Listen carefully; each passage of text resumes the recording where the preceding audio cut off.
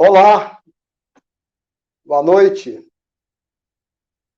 Sejam todos bem-vindos a mais uma live do canal A Era do Avatar, hoje com o tema Satya, que é o segundo Yama.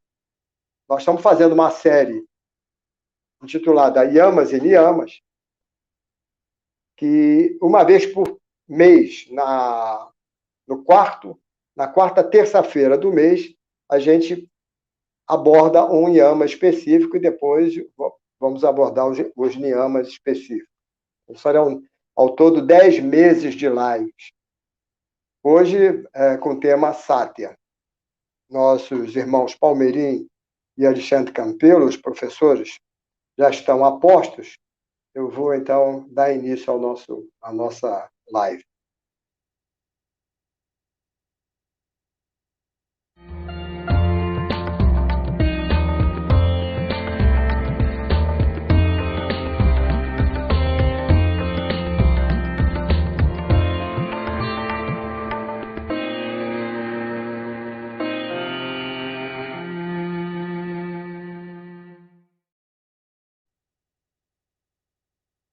Então, vamos dar início, vamos chamar Alexandre Campelo, professor Alexandre Campelo, professor Palmeirim Soares, para estarem conosco e dando as boas-vindas, agradecendo a participação de vocês, que nós sabemos que vocês são ocupados, como todo professor, né? Aqui entre nós que ganha um pouco, mas trabalham muito, não é? O professor devia ganhar mais do que os políticos, as outras profissões, né? Porque sem o professor não existe profissão alguma, né? Pode falar, Alexandre. E o salário? O salário, ó, desde o tempo do Chico Anísio. Assim. Ainda bem que a gente entende, a gente que é de yoga entende que a gente pertence a uma casta que não é dos produtores de fortuna, né? De prosperidade. Então, tudo bem. Eu não estou nessa caixa, eu não tenho obrigação nenhuma de produzir riqueza. Mas é uma profissão muito nobre, né? Que o digam os japoneses, né? Que reverenciam o professor, Sim, né? Respeito muito. Não haveriam os médicos, não haveriam os advogados, não haveria... O professor, o mestre é importantíssimo, desde a idade tenra, desde a pré-escola, né? Mas hoje o nosso assunto é Satya. Então, nós vamos passar a palavra para o nosso professor Palmeirim, nosso querido amigo, irmão. Os dois são amigos e irmãos. Um da organização SAI, Palmeirim, e o Alexandre, seguidor de Yogananda, Paramahansa Yogananda, né? E, assim, no espírito bem universalista, bem fraterno, abordando os temas que estão nas escrituras, no caso presente o Yamas e Niyamas de Patanjali, do Yoga, né? Mas sempre com a abordagem, cada um trazendo a sua contribuição. Por favor, Palmeirim, pode iniciar. Namastê. Uma alegria enorme estar aqui, nesse satsang divino, com pessoas tão nobres. Muito bom a amizade e poder privar dessa amizade mesmo, dessa relação divina. Muito bom. A gente vai falar hoje sobre Satya. No vídeo anterior, nós estamos fazendo vídeos, né? A respeito de Yamas e Niyamas. Yamas e Niyamas são os dois primeiros angas, os dois primeiros passos do Ashtanga Yoga, que é a yoga de 8 passos, que foi dada por Patanjali, um grande sábio, um rishi, um iluminado de eras antigas, que compilou o conhecimento védico e sistematizou através de um método para se alcançar a percepção do divino, a percepção do Brahman mesmo, né? Para que a gente se estabeleça na nossa verdadeira natureza. Nós estamos iludidos, não é? E o Ashtanga Yoga é um método compilado por Patanjali, esse grande sábio iluminado, não era um homem comum, né? Era realmente um homem iluminado, que usou os conhecimentos védicos para sistematizar e mostrar um método, que não é o único, mas é um método eficaz, eficiente, né? Testado e comprovado por milhares de sábios em outras eras, que torna possível a libertação, moksha, a união com o Brahman. Né? Não existe a ideia de que você é um yogi que praticou Raja Yoga, por exemplo, você Raja Yoga, você não consegue a união com o Brahman. Exatamente como ele define o Patanjali no início do seu livro, que é chamado Yoga Sutra, né? Yoga Sutra de Patanjali, Yoga Chitta Vritti Nirodha, isso significa que yoga é exatamente, yoga que significa religação, não é isso? Mesmo que religião, como o Alexandre sempre repete, né? Isso acontece quando você para completamente todos esses turbilhinhos mentais, todas essas ondas. Por quê? Quando você para essa agitação, os desejos, os pensamentos, né? Todos os nossos pensamentos vêm pelos desejos e tudo. Quando você consegue paralisar completamente a mente, né? E tranquilizar absolutamente, isso porque você controlou e dominou os seus sentidos, seus desejos completamente, né? Unidirecionou sua mente, né?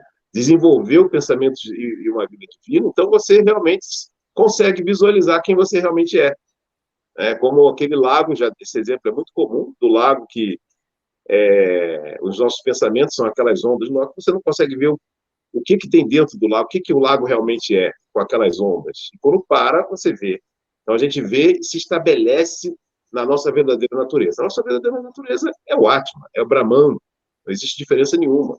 Então, com esse método de Ashtanga Yoga, sim, é possível perfeitamente que o homem alcance o mesmo objetivo que qualquer outro caminho de yoga. Claro que é um caminho bastante difícil em Kali Yuga, não é?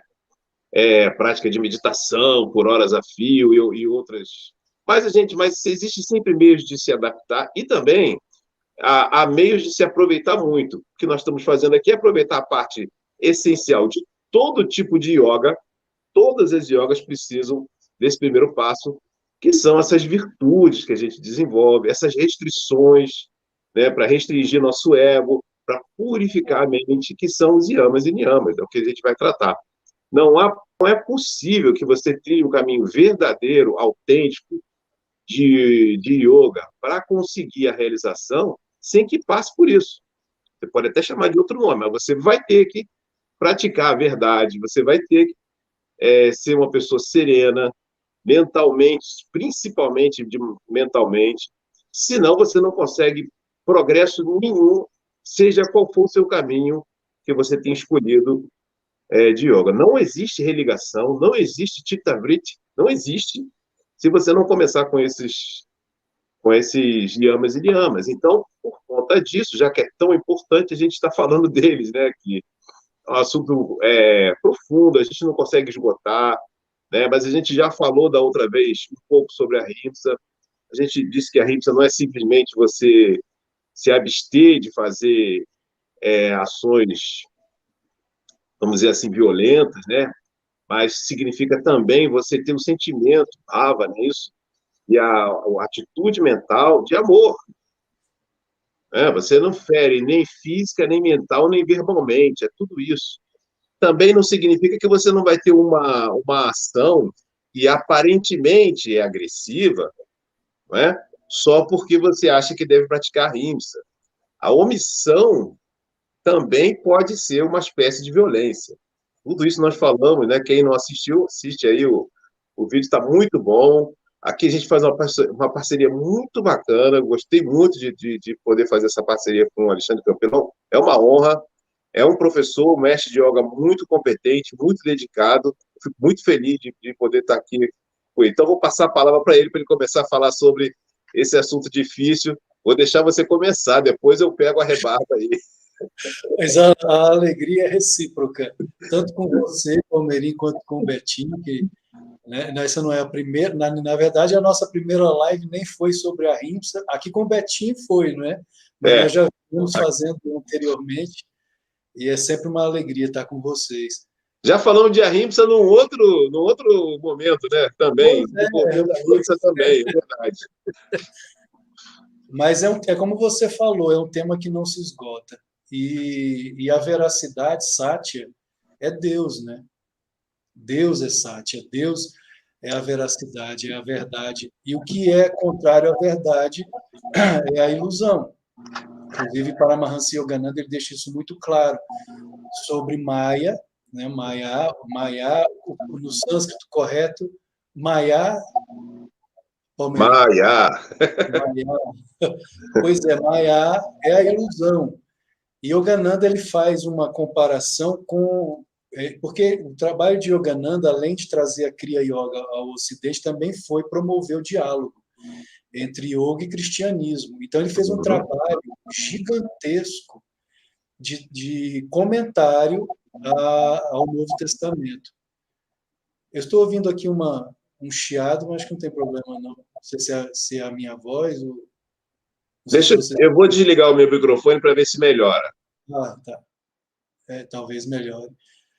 Então, ele fez um trabalho gigantesco de unir yoga e cristianismo, mostrando a unidade subjacente entre os ensinamentos de Krishna e Cristo.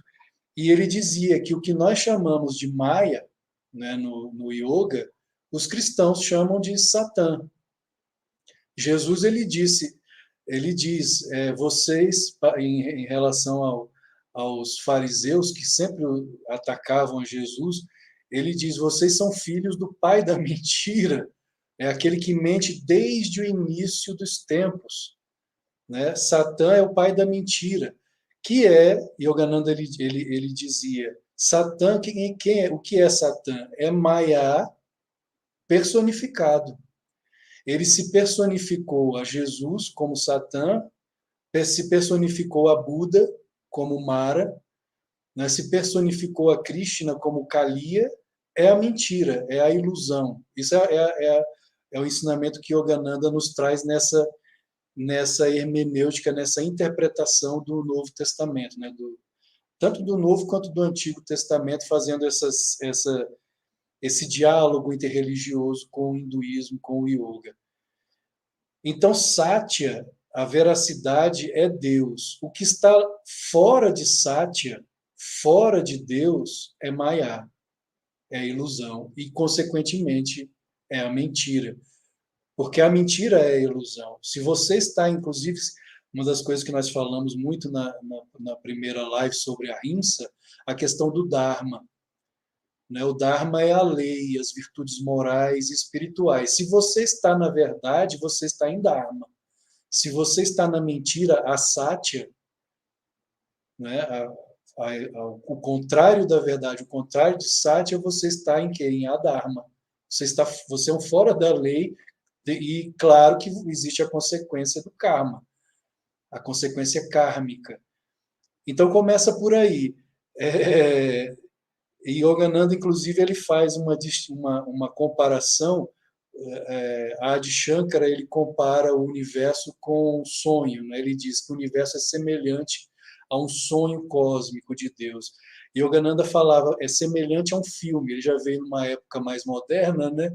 Então é semelhante a um filme. Hoje muitos já falam que muitos, inclusive cientistas que se voltam para esse conhecimento esotérico, já vem falando que o universo se parece a um programa de computador. Existe até a teoria do universo holográfico, que tudo é um holograma cósmico. Ou seja, é Maya. Esse holograma cósmico, ou esse sonho cósmico, ou esse filme cósmico, é a grande mentira. Yukteswar, no pequeno livro intitulado A Ciência Sagrada, Yukteswar foi mestre de Yogananda, ele diz, o átomo, que é Patra ou Anu, é avidya. Avidya quer dizer ignorância. E o conjunto de átomos que forma essa parede aqui é Maya, que oculta a verdade. Quem é a verdade? Deus. Então, Deus ele está logo atrás da ilusão. Yogananda também dizia o seguinte, feche os olhos e medite na escuridão dos olhos fechados. Investigue essa escuridão. Vá além. Atrás das dobras de sua mente existe uma grande luz. Ou seja, Deus ele está logo atrás da própria ilusão criada por ele, que é a lila cósmica. Ele criou a Lila, ele criou o grande jogo, a grande Maia, e ele está logo atrás. Se você investigar isso, você chega a essa luz, chega a Satya, a veracidade, que é a única verdade do universo, como dizia Adi Shankaracharya, fundador da ordem dos Swamis, né?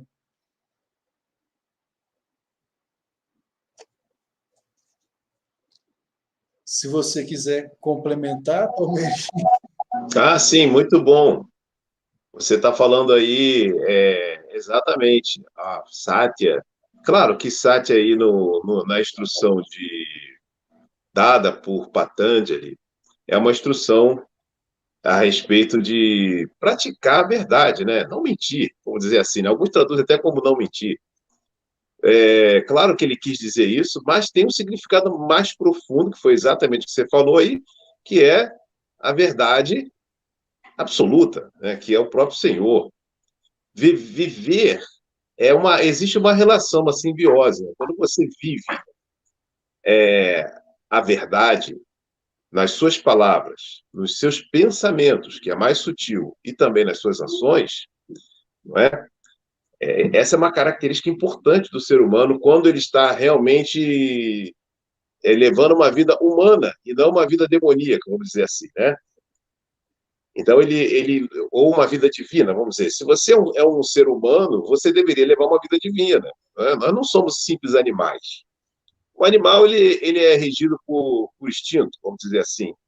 Não existe discernimento nem busca pela perfeição ou pelo conhecimento de si mesmo. O animal não faz isso. Mas o ser humano verdadeiro mesmo, ele busca conhecer a si mesmo e levar uma vida divina. A vida divina é uma vida de verdade, não uma vida de mentira. Ninguém. A mentira é um embuste. Se você vive uma vida baseada na mentira, você finge ser o que não é verdade? E você nem procura saber quem você realmente é.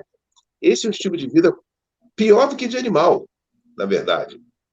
Porque o animal, pelo menos, ele vive a natureza dele. Além de não negar a própria natureza, tentando ser o que não é, animal nenhum faz isso. Né? Ele também não faz o pior, não é? Que é ficar estagnado quando tem dentro de si um ser humano a capacidade de conhecer a si mesmo. O animal não tem, então ele não. Né? Mas você tendo essa capacidade de desperdiçar a vida inteira sem usar o mínimo dessa sua capacidade, porque todos têm. Não importa o nível de consciência que você tem, não importa a casta a que você pertença. Você tem discernimento. Independente da casta a que você pertence, mesmo que você não seja um brahmane, um religioso, um filósofo, vamos dizer assim, você tem discernimento e ele deve ser o seu dever usá-lo de forma correta, né? E não perverter sua natureza levando uma vida de mentira, por exemplo. Então, o Patanjali está falando sobre isso também, mas é importante que a gente saiba isso que o Alexandre falou, que o verdadeiro o sentido mais profundo, né, o essencial, e na verdade o mais importante, é saber que você está levando essa vida de verdade porque Deus é verdade. Foi o que o Alexandre Campeiro falou aí. E se você leva uma vida de verdade, sendo autêntico, você se aproxima de Deus, né? Os semelhantes se atraem, né? Assim, se Deus é verdade, você procura viver a verdade, você está se aproximando de Deus. Então, na verdade, é um círculo virtuoso. Você busca Deus, porque Deus é verdade, e isso ajuda você a ser verdadeiro, porque você tem autoconfiança. Mas vamos admitir, não é fácil você dizer a verdade sempre e nunca mentir. Muitas vezes você tem medo. Né? É da natureza humana também, você vê. Aí são os conflitos internos, as dificuldades que a gente tem, a identificação com o corpo. Nós somos identificados com o corpo, nós temos medo, né? Nós não somos perfeitos, nós somos seres que estamos evoluindo. A gente passa por estágios, por fases, então nem sempre é tão fácil você ser tão autêntico assim, tão puro, tão bom, né? Tão sático. E você pode não ser aquela perfeição, né, de Satya ou de Ahimsa, ou seja lá do que for, mas ter consciência, né, de que você precisa, na medida do possível, o máximo que puder, pelo menos ir treinando, levar uma vida de verdade, é fundamental para a sua própria felicidade. Né? Então, oi. Palmeiras, você acha que, e o Alexandre também, você acha inapropriado a gente fazer uma analogia da verdade em relação à mentira, a mesma que é o conhecimento para a ignorância e a luz para a escuridão? Ou seja, não existe escuridão, existe luz e ausência dela. Não existe ignorância, existe a falta do conhecimento, a ausência do conhecimento. E da mesma forma existe a verdade. A mentira, ela não, em si, ela é maia mesmo, ela é mentira, ela é irreal.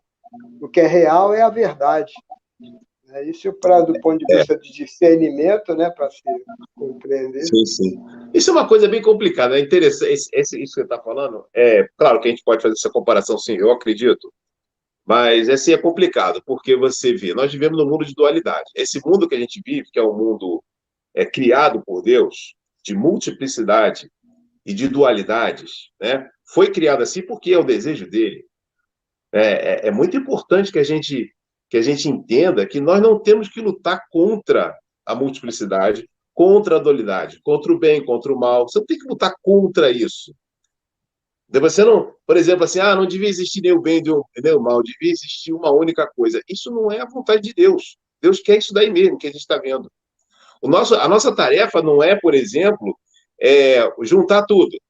Vamos dizer assim, vamos unir todas as religiões numa só. Um exemplo, né? Vamos unir, porque esse negócio de várias religiões, uma multiplicidade de religiões, isso não é bom. Seria bom que todos seguissem uma só. Tira os excessos, as diferenças. Isso é completamente contra a vontade de Deus. Deus criou o mundo com multiplicidade, com certo e errado, com bem e com mal, com luz e escuro. Não é possível, sabe para falar isso? Não é possível existir o bem sem o mal. Não é possível que você entenda o que é o bem sem que você não saiba o que é o mal. Os dois existem. Os dois têm que existir e essa é a vontade de Deus. Você não pode achar que o mal existe porque foi contra a vontade de Deus, ou foi o diabo que criou. Não, foi Deus que fez o mundo assim. É assim que tem que ser mesmo. Não é? A nossa tarefa aqui não é acabar com o mal e colocar só o bem, porque isso é impossível. A nossa tarefa aqui é o seguinte: esteja acima do bem e do mal. Entre num estado de consciência tal que o bem e o mal não te afete. Não é? Não precisa brigar e unir todas as religiões. Perceba a essência fundamental de todas elas. A tarefa é essa.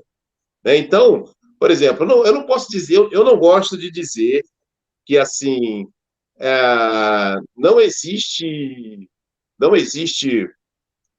o mal. O mal, a essência do bem. Eu não gosto disso. Os dois existem. Inclusive, tem uma ideia budista muito interessante, que é o seguinte: o Tinaka, Tinaha, não me lembro direito desse mestre budista, está vivo até hoje, que fala isso. Não sei se o Alexandre Campeiro lembra o nome dele. Eu sei, mas não sei pronunciar o nome dele. Também não sei pronunciar. Ele conta um negócio muito engraçado, cara, porque na Bíblia tem aquela história que havia tudo era trevas, e aí Deus falou, faça-se a luz. Né? Aí ele diz que nessa hora, ele falou assim, faça-se a luz. Aí a luz falou assim, peraí, mas eu não posso existir sem as trevas. A luz falou para Deus, né? Peraí, você quer que eu apareça, mas como é que eu vou aparecer? Eu não posso aparecer sem as trevas. Eu só existo porque existem as trevas. Então, como assim faça-se a luz? Aí disse assim, mas as trevas já estão lá. Mas se as trevas estão lá, então eu já existo, não precisa você me criar. Porque não existe uma coisa sem a outra. Cara, é muito interessante isso, né? Você vê, porque uma coisa não existe sem a outra. O mundo foi criado assim mesmo, com os dois juntos. Claro que isso daí, essa passagem da Bíblia, tem um significado espiritual, simbólico, né? É óbvio que não aconteceu isso, tudo escuro, agora faça-se a luz. Deus criou tudo, né, com essa dualidade. Então, as duas coisas existem. É para existir o não religioso. É para existir o não religioso. Tem que existir o não religioso. Tem que existir o mal, não é? E tem que existir o bem. Uma coisa não anula a outra. Nós é que temos que aprender a conviver com ambos e estar acima dos dois. Isso é que é transcender os gunas. A nossa tarefa é essa. Não é juntar tudo. Tem aquela ideia também do que o Vedanta sempre fala, por exemplo, né? Você tem um anel de ouro, um cordão de ouro, né? Um bracelete de ouro. São nomes e formas diferentes. Um tem nome de anel, forma de anel, outro tem nome de cordão, forma de cordão. Mas nessa multiplicidade toda, é importante perceber que tudo aquilo ali não passa de ouro. É tudo ouro. Então, o mundo é exatamente isso. Nossa tarefa é perceber que tudo é ouro, ou seja, que tudo é divino.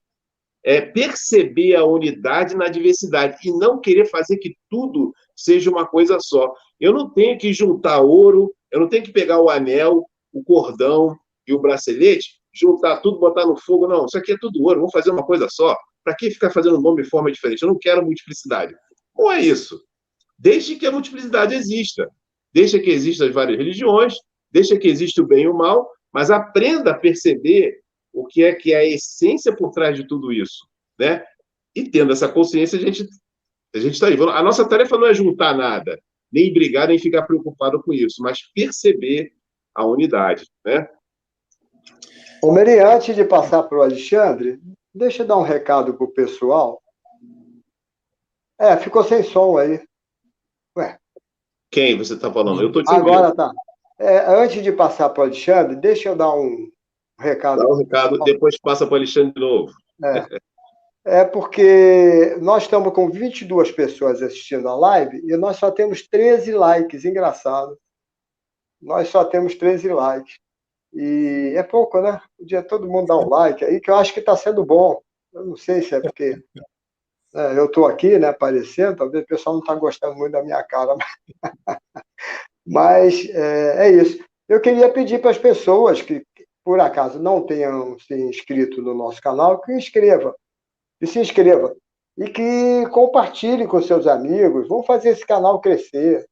Esse canal só vai ter razão de existir se ele for, vamos dizer assim, compartilhado com vocês, sermos nós e vocês. Aí ele cresce. Mas para isso seria interessante que houvesse mais interação, mais identificação com o canal. A nossa ideia é levar material de qualidade para aqueles que assim, acompanham os programas do canal. Então é isso que eu peço. Inscrevam-se, dêem um like. Ali naquele sininho preto ali do lado, clica. Ali naquele sininho, clica e vai aparecer a opção todas. Quando você clicar, vai ficar o sininho preto. Então, todas as notificações você vai receber sobre os próximos vídeos, lives, etc. Então, é isso aí. Professor Alexandre Campelo. Mas é isso mesmo que o Palmeirim falou. Nós estamos no reino da dualidade, né? Onde tem dia e noite, quente e frio, e você não pode negar isso. Saúde, doença, vida e morte, é o reino da dualidade. Bem e mal fazem parte da lila cósmica. E como nós lemos nos Puranas, dentro dessa dualidade do bem e do mal existe também a batalha, a eterna batalha, né, entre o bem, entre as forças do bem e as forças do mal, como no Bhagavad Gita, a batalha de Kurukshetra, de Dharmakshetra, entre as forças psicológicas dos Pandavas e dos Kauravas, tanto psicológicas quanto históricas também. Quando lemos, eu adoro a história de Pralada, do santinho Pralada, né? Ele nasce filho de um demônio, mas ele foi um santo. Olha que coisa interessante a dualidade. Os Puranas, os textos sagrados da Índia, são de uma riqueza incrível. Ele nasce de um demônio, sendo ele um santo, e ele cresce como um santo com uma devoção enorme, incrível para Vishnu, não é? E no final, o próprio Vishnu tem que se materializar para proteger o próprio Pralada de seu pai, do demônio, que queria matar o próprio filho. É a dualidade, é o reino da dualidade no qual nós estamos, que Jesus deixou muito claro: o meu reino não é deste mundo. Por que Jesus fala, o meu reino não é deste mundo? Porque o reino do Avatar é além disso, ele está aqui, ele está em corpo nessa dualidade, mas a consciência dele já ultrapassou isso aqui. Não é? Então, o meu reino não é deste mundo. Existe um poema de Yogananda, para o Senhor, um dos maiores discípulos dele, que foi o Rajaz Janakananda. E ele, num determinado trecho do poema, ele diz assim: meu pequenino, eu e você já passamos.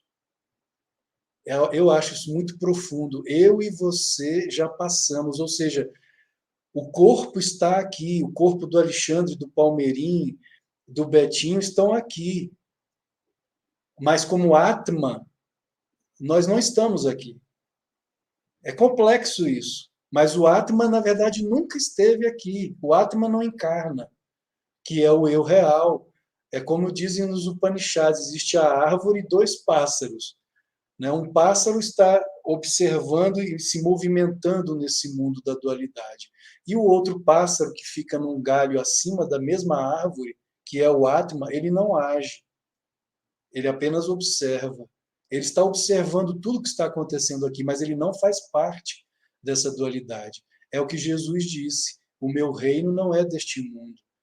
O corpo está aqui como uma sombra, como um holograma, andando nessa matrix, mas a consciência está além. É o que Yogananda fala em seu poema Meu Pequenino, a Rajaz Janakananda. Eu e você já passamos, estamos além disso aqui. Existe um episódio na vida de Yogananda que ele estava reunido com os discípulos e ele entra em êxtase e começa a rir, a dar gargalhadas. E os discípulos perguntam: mestre, o que aconteceu, né? Qual foi a piada? E aí ele diz: não acreditem nisso aqui.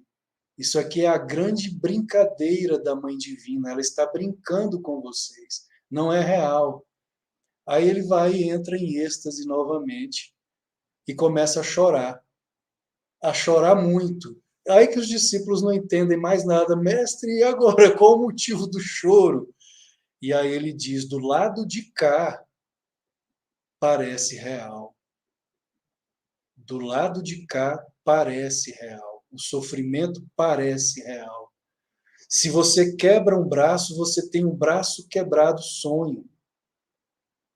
Porque é um sonho, é um filme. Certa vez ele foi ao cinema com os discípulos, mestre moderno, né? Porque ia ao cinema com os discípulos, de vez em quando ele ia ao cinema e ele disse aos discípulos: vocês estão vendo a luz do projetor sobre a tela? A realidade é semelhante a essa projeção. Deus está projetando o filme cósmico sobre a tela do universo, sobre o Akasha. Então, passa um filme, passa outro filme, naquela mesma tela do universo. Mas é só um filme. É só um filme. Não acreditem que isso aqui é real. Ele também diz, ou seja, é a Maya. Né? A Maya é a mentira, é a ilusão, como Yukteswar deixa claro no seu livro A Ciência Sagrada. Isso aqui é Maya, essa parede é Maya, esse corpo do Alexandre e do Palmeirim é Maya, não é real. A física quântica fala isso hoje, é a grande mentira de que existe solidez. Não é? Os antigos filósofos da Grécia, Leucipo e Demócrito, diziam que o átomo era indestrutível, indivisível e indestrutível. Com o advento da física quântica e com as explosões das bombas atômicas em Hiroshima e Nagasaki, ficou evidente que o átomo não é indivisível e indestrutível, né? Mas ele é energia condensada. E é o que Yukteswar fala: o átomo, patra ou anu, é avidya. Avidya quer dizer ignorância, e o conjunto de átomos é Maya, é a mentira, é a grande mentira cósmica, é a grande lila, a grande mentira, a Satya. E o que é a verdade? Somente Deus, somente Satya é a veracidade. Existe também uma história, não sei, com certeza o Palmeirim conhece, do ladrão que estava fugindo de um bando. Conhece essa história, Palmeirim? E encontrou um mestre meditando debaixo de uma árvore. É uma história relacionada. Ah, sim, eu lembro dessa história. Conhece essa história? Você quer contar? Não, pode contar, pode contar. é um assaltante, fazia parte de uma quadrilha, e ele assaltou a própria quadrilha, fugiu. Assaltou o próprio bando dele e fugiu. E o bando, obviamente, quando descobriu, foi atrás, né? E ele, na sua fuga, ele encontra um mestre, um yogi, meditando debaixo de uma árvore.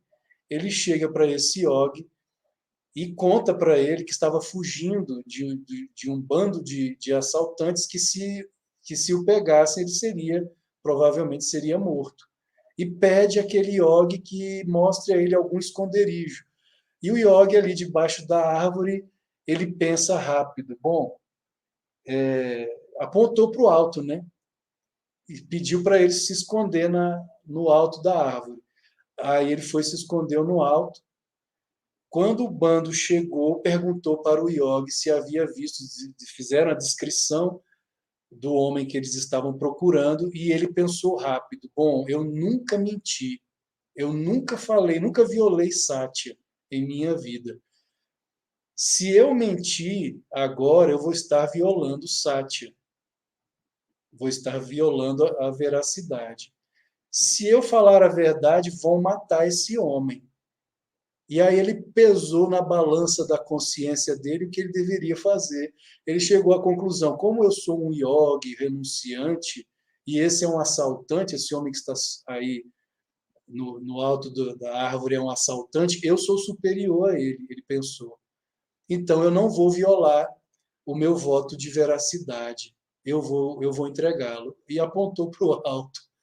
Os assaltantes ali, o bando, né, pegaram o rapaz e o mataram. Quando esse santo, esse yogi, chega no céu, os anjos dizem a ele, perguntam a ele, que falam, na verdade, a ele que o lugar dele não era ali no céu, mas no inferno. E ele pergunta por quê, mas eu vivi toda a minha vida de renúncia, sempre falei a verdade. E os anjos explicam a ele que a verdade que ele falou em relação àquela história do assaltante, ele poderia ter evitado. A questão que Patanjali deixa claro que a verdade nem sempre deve ser dita. E aí, se ele tivesse mentido, falado para aquele bando, não, ele foi para lá, teria salvo uma vida. Porque mesmo sendo um assaltante, mesmo sendo um criminoso, ele tem a oportunidade de se arrepender, né? Poderia ter descido da árvore e ele poderia ter conversado com aquele rapaz: largue essa vida, não continue mais nessa vida, salvei a sua vida, mas para você parar com isso, para que você mude de vida, dá uma oportunidade para que ele mudasse de vida. Não, ele preferiu falar a verdade, entregou o rapaz morreu, ou seja, ele adquiriu um mau karma por falar a verdade no momento não apropriado. Então, a verdade ela deve ser dita, é uma das coisas que Patanjali coloca, desde que não seja para ferir, para prejudicar o próximo. Se a sua verdade é para prejudicar o próximo, então é melhor que ela não seja dita. Mas aí também entra uma outra questão que temos vivido muito nos tempos atuais, que é a questão da liberdade de expressão, não é? E que aí você tem que realmente utilizar de viveca, de discernimento, para saber pesar na balança se você deve ou não deve falar a verdade. E é aquilo que Patanjali coloca, a verdade ela deve ser dita de forma construtiva. Se ela for dita para destruir, então você viola a verdade, você está em assate, você está violando a verdade. A mesma coisa quando a verdade é amordaçada. Quando você não tem liberdade de expressão para falar a verdade que é necessária para o bem de alguém ou até mesmo de uma sociedade, de uma nação. Então, quando a verdade é amordaçada, você também está gerando mau karma. Ou quando você não tem coragem de falar a verdade, e você, ao não ter coragem de falar a verdade, você, ao invés de promover o bem, o bom karma, você acaba promovendo o mau karma, porque você se deixa amordaçar. Esse é outro grande problema, né? E aí é que entra a questão do discernimento, viveka, para você, de você pesar na balança o que é o certo, o que é o correto, nessa situação, nessa determinada situação, o que eu devo fazer? Eu devo falar a verdade ou eu não devo falar a verdade? Pesar na balança. A nossa sociedade tem vivido muito isso nos dias atuais, né? Existe um verdadeiro temor em relação às coisas corretas, em falar o que é correto, enquanto nos é ensinado, muitas vezes, a fazer o errado. Então, a pessoa faz o errado e ninguém tem coragem de denunciar. Ou seja, nós estamos amordaçados. Nesse caso, há uma violação de sátia, em benefício de assátia e em benefício do crime. Se torna uma apologia ao crime, né? Quando você é amordaçado ou auto-amordaçado. É um problema sério também. Alexandre, deixa eu fazer uma provocação aqui ao pessoal, que nós estamos já com 19 pessoas aqui conosco, nós somos então 22 ao todo, e ninguém fez pergunta, fez nenhuma colocação, o pessoal, como sempre, amorosamente dá uma boa noite, namastê, etc., mas ninguém, assim, se lançou a uma pergunta, a um questionamento. Então, eu queria dizer ao pessoal que está aberto. Deixe seu comentário ou a sua pergunta que a gente passa para os nossos convidados. E eles certamente vão fazer todo o possível para responder, para atender a demanda. Porque, às vezes, o que a pessoa pergunta serve para os demais. Né? Mas então, não tenham timidez em perguntar, não. Mas, continuando aí, com essa brilhante explanação. Existe a história da verdade nua e crua. Vocês devem conhecer. É uma parábola judaica da verdade nua e crua, que muitas vezes nós temos medo da verdade, né? E a verdade, como já disse, se a verdade é amordaçada, uma nação pode entrar em bancarrota. O Sai Baba fala que a verdade é como um diamante, uma joia preciosa. Se jogada contra você, te fere. Exato. Então, a verdade ela deve ser dita de forma adequada, sem ferir, sem prejudicar. Que aí ela perde E, ao mesmo tempo, não deve ser escondida, ocultada, né?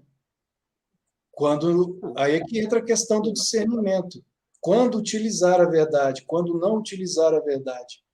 É para o bem, então ela tem que ser mostrada. É o diamante que tem que ser mostrado. Não é para o bem, então você não guarda para você, se ela não é para o bem. A verdade nua e crua é dito que certa vez a verdade estava em casa e a mentira chegou e bateu a porta da casa da verdade. A verdade abriu a janela e a mentira disse a verdade: verdade, veja, que dia lindo. E a verdade olhou e realmente era um dia muito lindo. Veja a verdade, os passarinhos cantam. E a verdade olhou para ver se a mentira estava falando a verdade, os passarinhos estavam cantando. E a mentira foi dizendo coisas que eram verdade, não é? Mostrando para a verdade que o dia estava lindo, passarinhos cantando, e olha aquele lago maravilhoso, nos convidando a um banho. Vamos lá tomar um banho, dona Verdade. E a verdade aceitou o convite da mentira, foram tomar banho. As duas se despiram e entraram dentro do lago. Enquanto tomavam banho, a mentira sai do lago e veste as roupas da verdade. E sai pelo mundo, a mentira vestida com as roupas da verdade. E a verdade, quando sai do lago, ela não quer vestir as roupas da mentira e ela sai nua e crua pelo mundo, escandalizando a muitos. Mas a verdade é isso que é a questão do viveka, do discernimento. Quando falar a verdade e quando não falar. E quando somos amordaçados e o crime prevalece, e o mal prevalece porque a verdade está amordaçada. Então, é uma das coisas também, existe uma palestra de Yogananda sobre a psicologia do melindre. Ele fala: o verdadeiro yogi não pode ser melindroso. Ele não pode se ofender tão facilmente. Daya Mata, mãe de compaixão, que foi a sucessora de Yogananda, ela dizia: o mestre me ensinou a ser doce por fora, como delicada como a flor por fora e firme por dentro como o aço. Ou seja, eu não me ferir com facilidade. Aquele que se fere com facilidade, que se ofende com facilidade, não é um autêntico yogi. O que é que se ofende é o ego. O ego é o grande inimigo da alma. Inclusive isso é dito no budismo, enquanto há o ego, o Buda não pode preencher o espaço. Você tem aqui a consciência. Enquanto esse líquido, que é o ego, não for esvaziado, o Buda não pode entrar. Aquele que se melindra com muita facilidade é o ego, e o ego é o inimigo. Humildação, humildação, humildação. Daya Mata, ela dizia: pare com o eu, diga tu, meu irmão. Eu estou aqui para servir, não para ser servido. Sem humildade não há evolução, não há despertar. Então nós devemos aceitar a verdade que é dita. Se alguém vem e nos fala algo, ao invés de você se magoar com aquilo, analise, faça a autoanálise. Porque pode ser que a outra pessoa esteja falando uma verdade, esteja apontando um defeito seu. Você é uma pessoa orgulhosa, é uma pessoa vaidosa, é uma pessoa que não ouve os outros. Pare, reflita, veja se não tem alguma verdade nisso. Porque se tiver alguma verdade, agradeça e trabalhe para se melhorar. Agora, se você perceber que não há verdade alguma, não é? Então fique silencioso, fique na sua, não é? Mas não se ofenda. Não há por que se ofender, você é o Atma. Você não é esse corpo, o Alexandre não é esse corpo, nem Betinho, nem Palmeirim. Isso aqui é só uma veste, é uma roupa. Não é, eu não sou isso. Nenhum de nós é isso aqui. Então não há por que me ofender, porque é como Yogananda dizia: o elogio não me faz melhor, nem a crítica me faz pior. Isso tudo faz parte de Satya, de veracidade, né? De falarmos a verdade, sem melindre, sem medo. Claro que com cuidado para não é você que tem que machucar o outro, mas se a verdade tem que ser dita para libertar, então ela tem que ser dita como está lá na Bíblia: conhecereis a verdade vos libertará. O objetivo da verdade é libertar e não aprisionar, e ela também não pode ser aprisionada.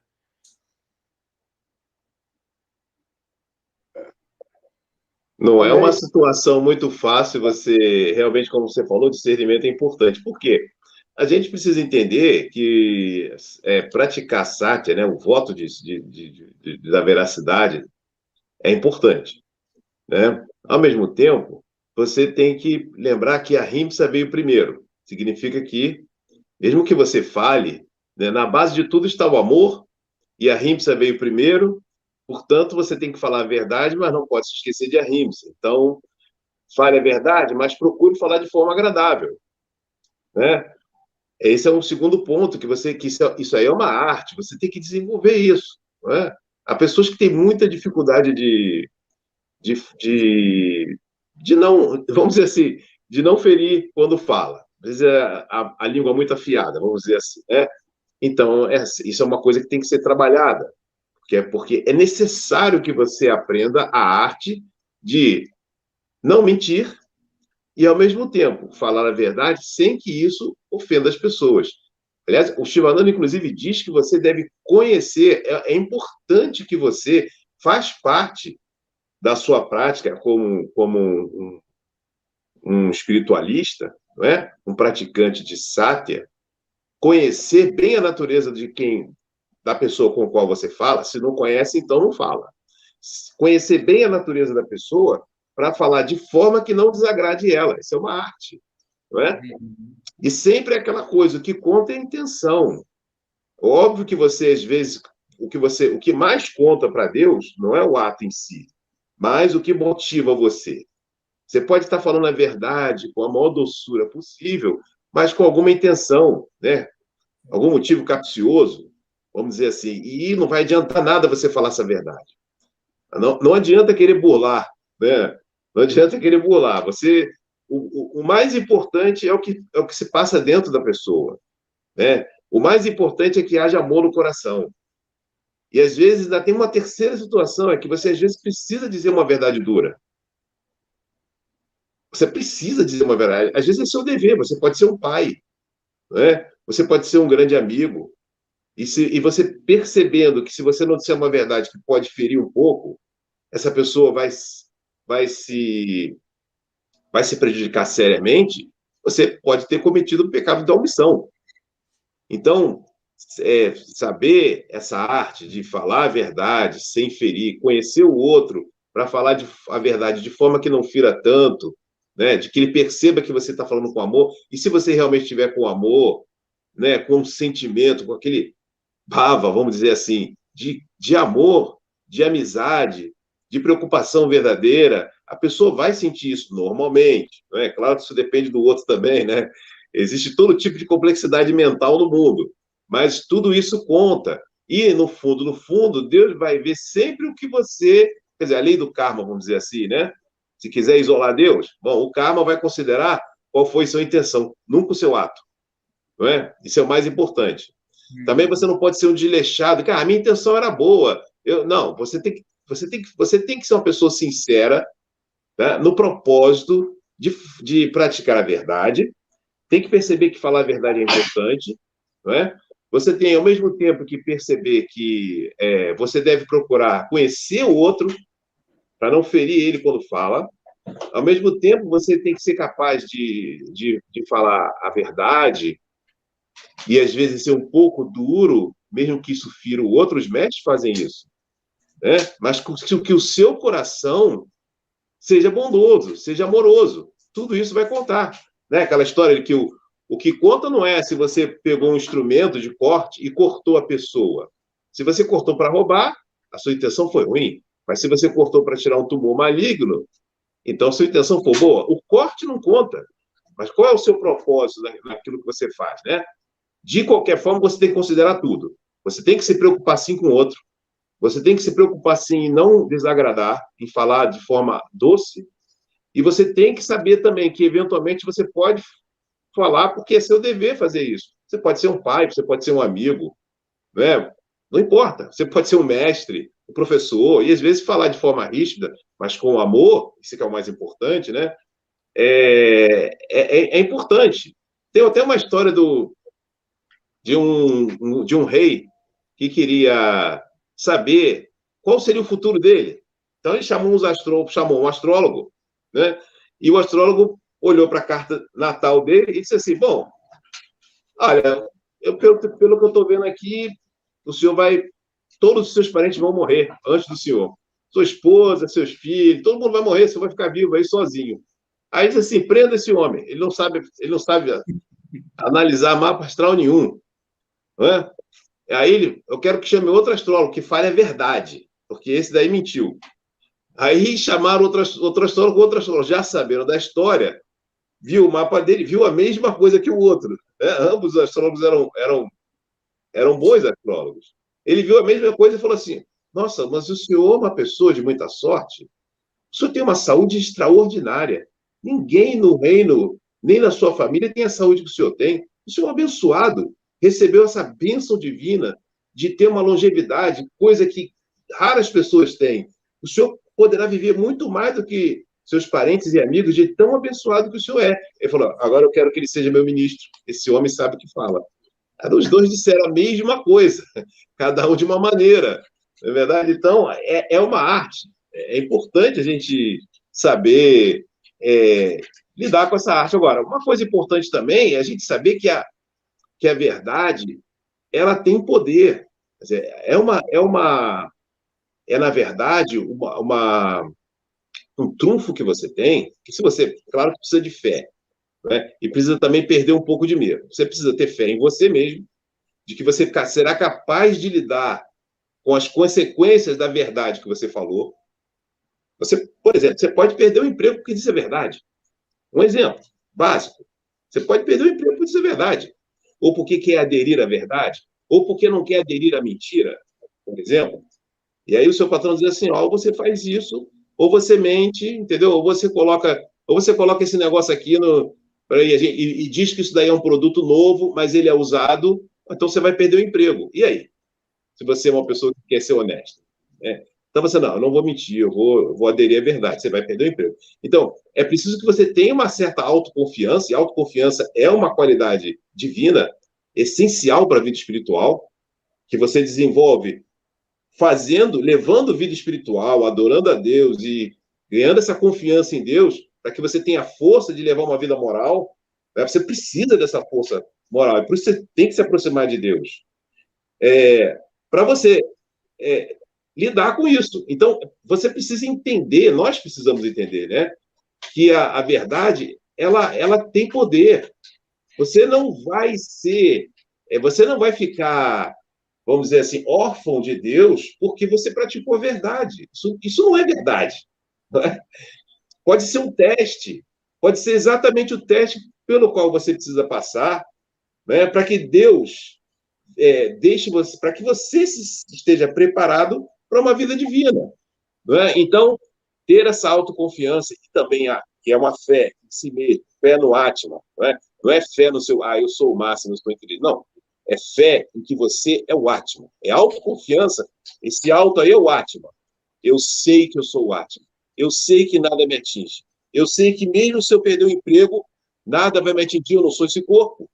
Você tem fé em você mesmo, no Atman. Não é verdade? Essa autoconfiança que você sabe que tem de você, que vem de Deus, porque você é o único Deus, e a confiança em Deus, de que Ele cuida daquele que é sincero, que leva uma vida correta e divina, né, e quer levar uma vida de sátia. Se você acredita nisso, então a verdade te protege. Não existe aquele pensamento que Dharmora, Kshatira, Kshatara, o Dharma protege quem protege o Dharma. Se você protege o Dharma, ele te protege. Né? E aquela outra passagem também dos Upanishads, que é Satyameva Jayate, Nandritam, a verdade sempre vence. Então, você precisa ter fé nisso. Não é uma coisa simples. Às vezes você se vê numa encruzilhada, é difícil, mas isso é uma coisa que precisa ser desenvolvida. Essa fé na verdade.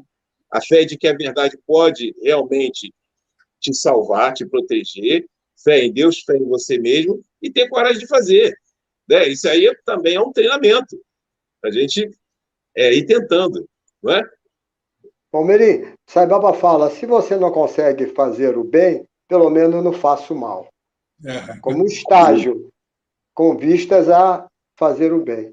A gente pode raciocinar da mesma forma com relação à verdade. Se a gente não pode dizer a verdade sempre, porque nós vivemos num mundo que é irreal, mas que é imediato, objetivo, e nós temos circunstâncias muito dificultosas para que a gente assim cumpra com esses ensinamentos antes de atingir um certo grau de discernimento, de conhecimento, mas pelo menos que a gente comece não mentindo.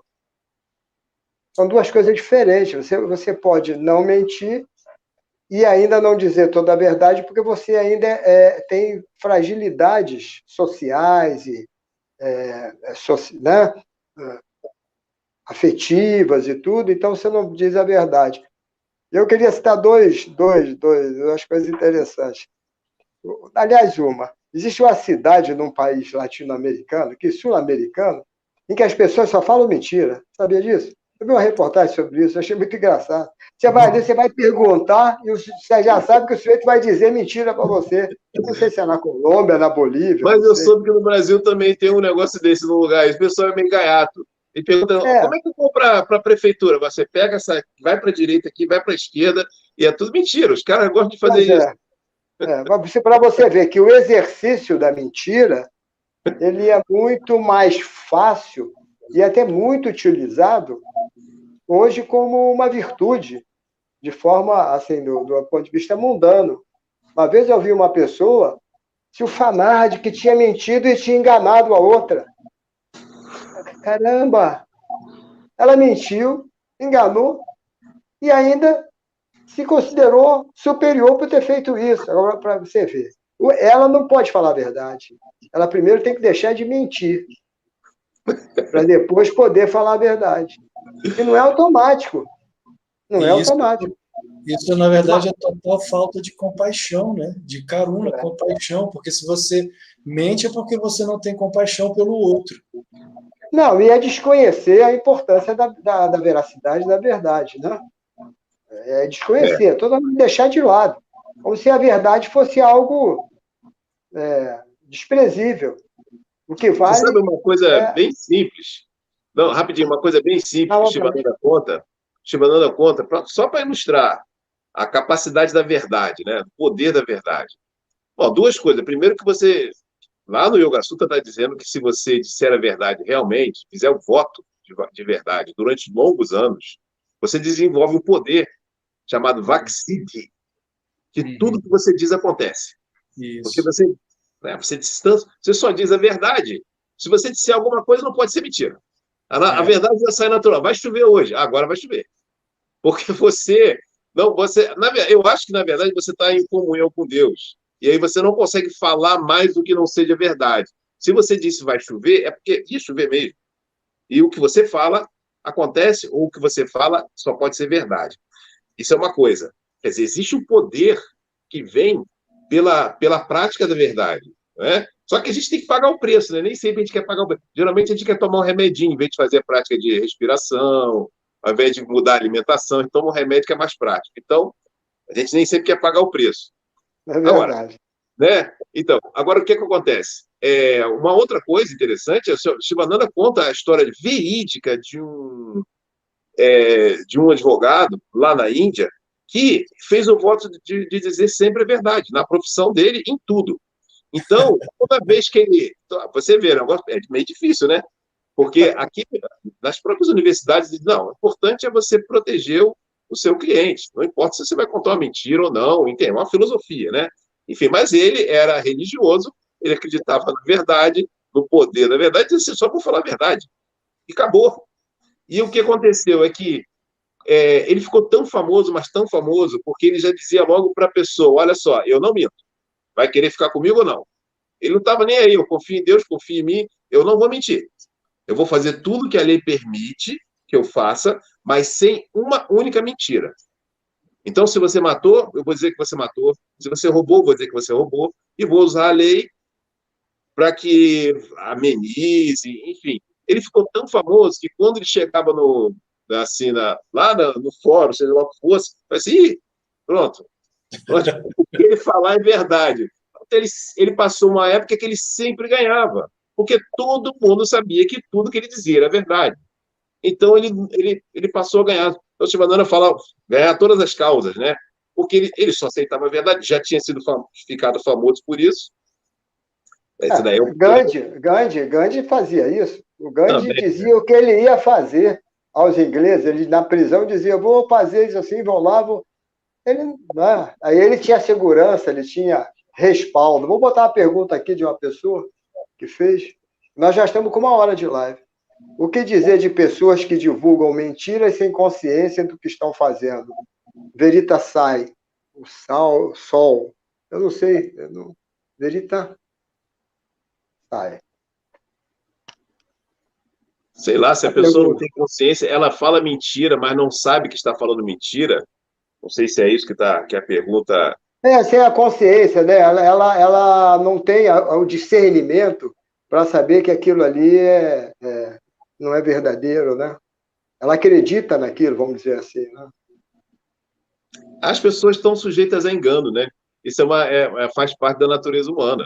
Você está sujeito a engano. Eu estou sendo enganado todo dia por Maiá, na verdade. Eu penso que uma coisa... E falo, às vezes, coisas pensando que são verdadeiras, mas não são. Todo mundo está sujeito a engano.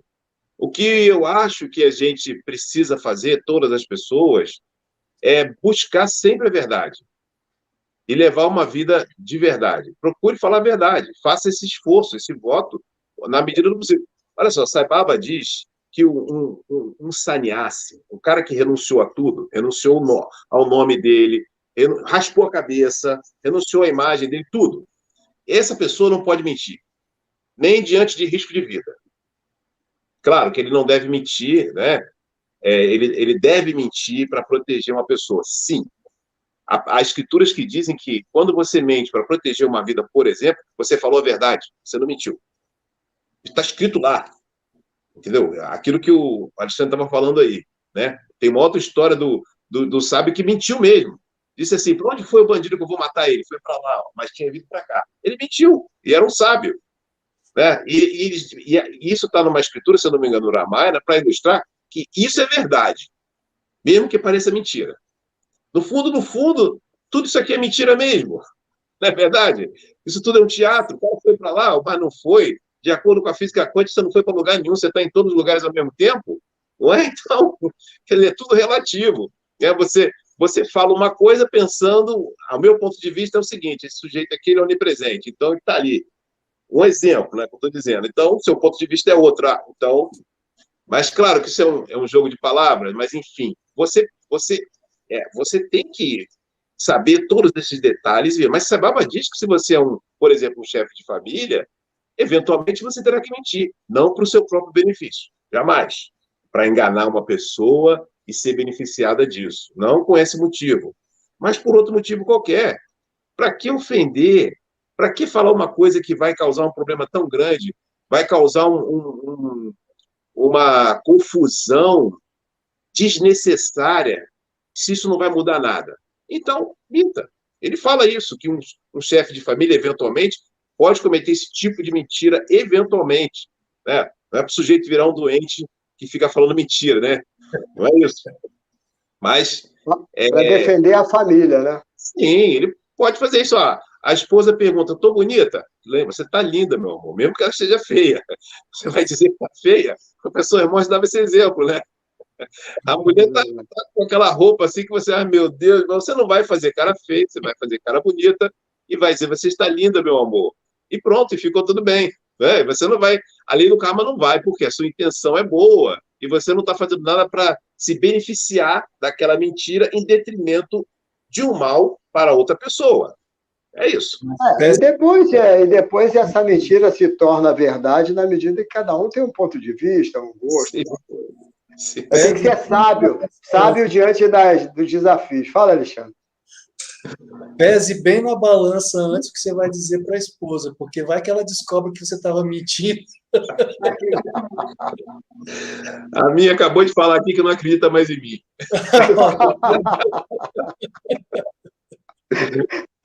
Mas ela, quando pergunta, ela já sabe a resposta. Pronto, cuidado, hein? Cuidado, porque quando ela pergunta, ela já sabe a resposta. É verdade.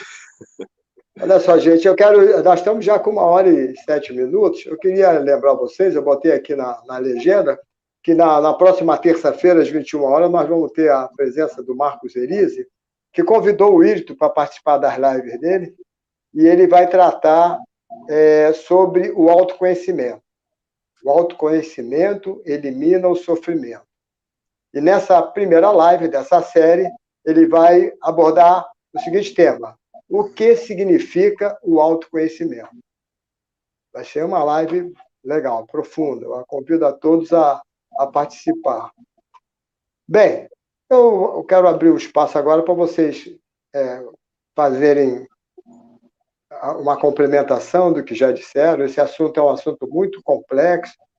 Isso aí são assuntos que dariam um livro ou mais, né? É como falar de Dharma, né? E a gente, numa hora aqui, a gente traz aí vocês trouxeram aí reflexões para as pessoas. Sempre, conhecimento é sempre bem-vindo, né? Fique à vontade. Sim, o mais importante é vida espiritual, né? O mais importante não é teoria nenhuma. O mais importante é a gente tentar, na medida do possível, dentro dos nossos limites, fazer de forma sincera o que for necessário para levar uma vida espiritual. Nós viemos aqui para levar a vida espiritual. Não foi por outro motivo. Nosso corpo foi dado para servir. Então, você, por exemplo, se você mente, você já está fazendo um desserviço. No fundo, sempre o amor que está na base de tudo é o motivo de todas essas regras, vamos dizer assim, esses yamas e niyamas. Né? Eu nasci para adorar a Deus. Sai Baba diz que o mundo é o campo de adoração a Deus. Você veio aqui para isso. Né? Então, o mais importante o que significa yoga a gente está falando de yoga, né? É prática, mais do que tudo, né? Toda essa teoria, isso aqui é um satsang, a gente está refletindo, conversando, não é? Isso é muito importante. Mas o mais importante é a gente tentar levar uma vida prática, de verdade, de amor, que não é uma coisa simples, exige discernimento. Muitas vezes a gente vai errar, vai pensar que está fazendo a coisa certa e não está. Muitas vezes você vai perceber que lá no fundo, você estava com um sentimento que não era tão puro assim, quando você fez alguma coisa. Você pode, inclusive, usar a capa da verdade para, não é, para ferir uma pessoa. Ah, mas eu sou sincero, fui sincero, não é? Tudo isso você tem que se perceber. O mais importante é que você perceba as artimanhas do ego. Né? O ego ele tem muitas artimanhas. E para isso a gente tem que ser sincero na nossa vida espiritual, buscar Deus, isso é essencial, sempre estar em contato com Deus e levar uma vida divina. Isso é o mais importante.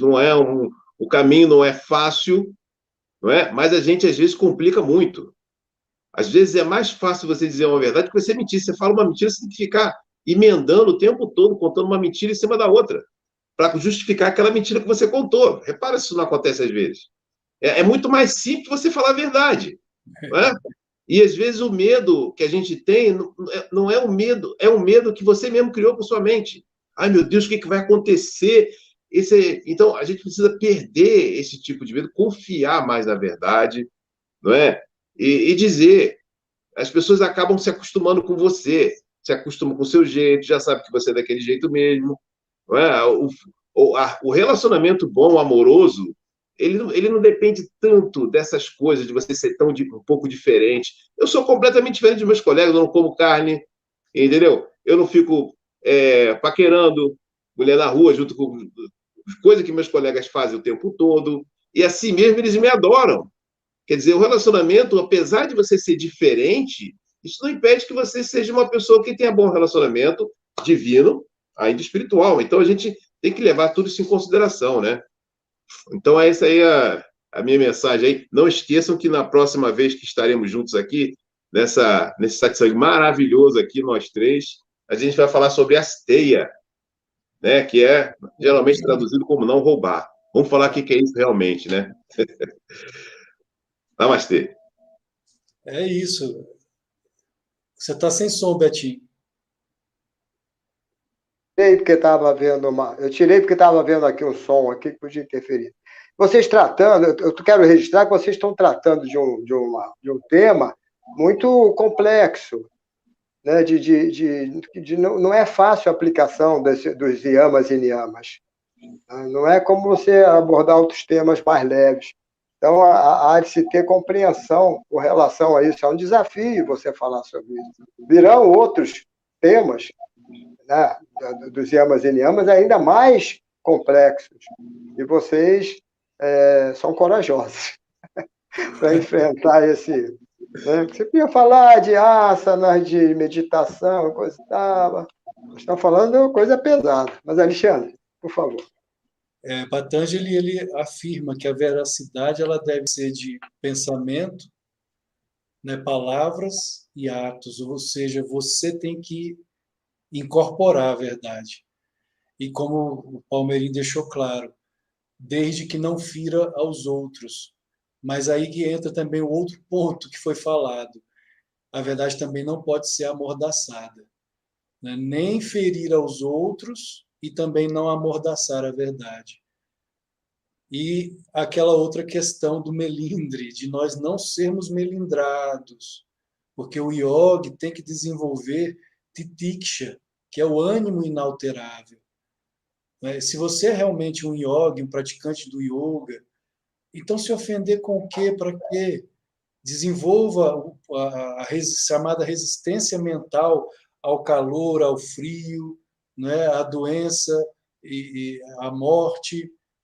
E as ofensas também, se te ofenderem. Existe uma história com Yogananda que certa vez um desconhecido o ofendeu de todas as formas. Tentou ofender, né? E ele ficou calado. E os discípulos perguntaram a ele, mestre, aquela pessoa falou isso do senhor, e o senhor ficou calado. e ele pegou uma flor, amassou a flor e perguntou: continua perfumada? E os discípulos: sim. E aí ele diz: a crítica não me torna pior, nem o elogio me torna melhor. Ou seja, não se ofenda com tanta facilidade, porque isso é o ego. E só mais uma historinha sobre a veracidade, sobre a verdade, que a verdade é Deus. E enquanto é algo que o Palmeirim falou também, que ele falou inclusive até no início, que é o objetivo do yoga é você se tornar uno com Deus. Deus é a verdade. Isso só é possível por meio da humildade e da compreensão da unidade, que nós somos um com Ele. A história é mais ou menos assim, de um senhor que passou a vida dele toda em oração, meditação, e deixou esse mundo, foi para o céu. Chegando ao céu, ele bateu a porta. E uma voz perguntou: quem é? E ele disse: sou eu, Senhor. Aqui não há lugar para dois.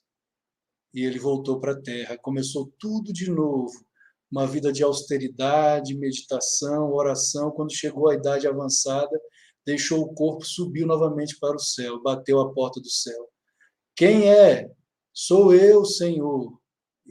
E a voz novamente: aqui não há lugar para dois. E aí ele voltou para a terra, tudo novamente, trabalhou, praticando as austeridades, tapasia, meditação, oração. Chegou à idade avançada, voltou para o céu, bateu a porta. Toque, toque, toque. Quem é? Disse a voz. Tu, Senhor. Tu. E a porta se abriu. Então, gratidão, gratidão, gratidão, Betinho, Palmeirim. Eu que agradeço a presença de vocês dois e a presença daqueles que nos acompanharam até agora. Já passamos de 1 hora. E reforçando isso, que nós vamos continuar com boas lives, com bons assuntos, com boas abordagens, para contribuir cada vez mais com a expansão do conhecimento. Até a próxima, meus amigos, meus irmãos. É mais um prazer, foi mais um prazer estar de novo com vocês aqui, é sempre bom, sempre legal. E até para vocês, até mês que vem. Mas quem sabe, de repente, a gente se encontra numa live dessa aí da vida, né? Nesse meio tempo. Em novembro estamos juntos de novo falando de Asteia. Muito Namastê. bom. Namastê. Namastê.